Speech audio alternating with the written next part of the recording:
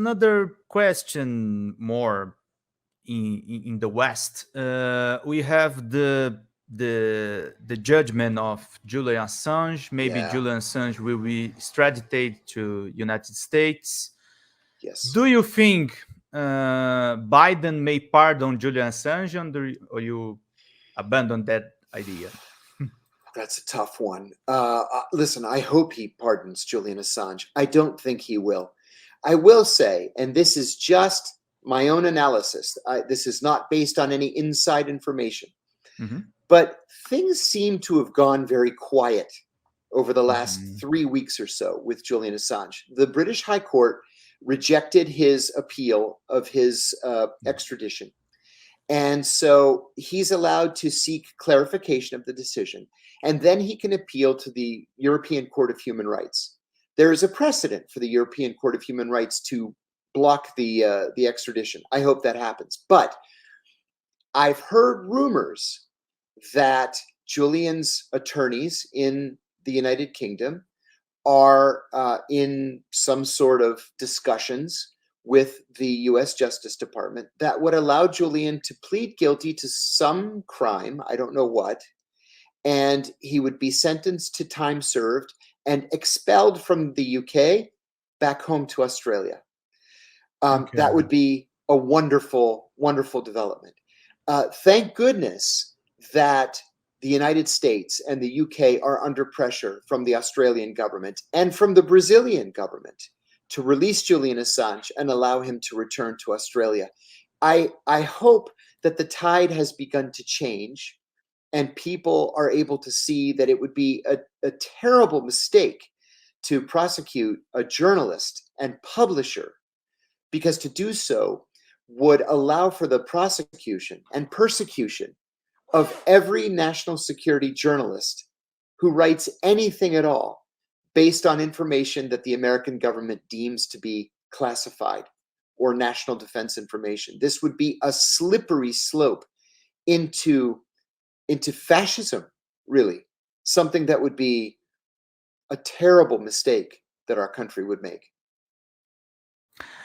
What do you think? Why do you think this Julian Assange situation gets to these terms? Because of the silence of media, because of the government of United States. What the reasons you think Julian is in such trouble? It's a combination. It's a combination of reasons, and this is not specific to either the Democrats or to the Republicans. They're both equally guilty. It started with Barack Obama. Barack Obama charged more national security whistleblowers with espionage. 3 times, as I said, 3 times as many national security whistleblowers with espionage as all previous presidents combined. And so he put himself in an ideological and legal box where he was forced to keep charging people with espionage. That's not why the Espionage Act was passed into law, okay? It was not meant to target whistleblowers and truth tellers. Now, Barack Obama did not charge Julian Assange with a crime. He said that he had what he called a New York Times problem. Barack Obama said, if I charge Julian Assange, I have to charge the New York Times, because the New York Times publishes classified information every single day. So he did not charge him with a crime. Donald Trump did charge Julian with a crime. And so the Biden administration inherited the charges from the Trump administration. What Joe Biden could have done at the very beginning of his presidency was to drop the charges. Just walk away from the case and say, look, we don't think we would be able to prove this case.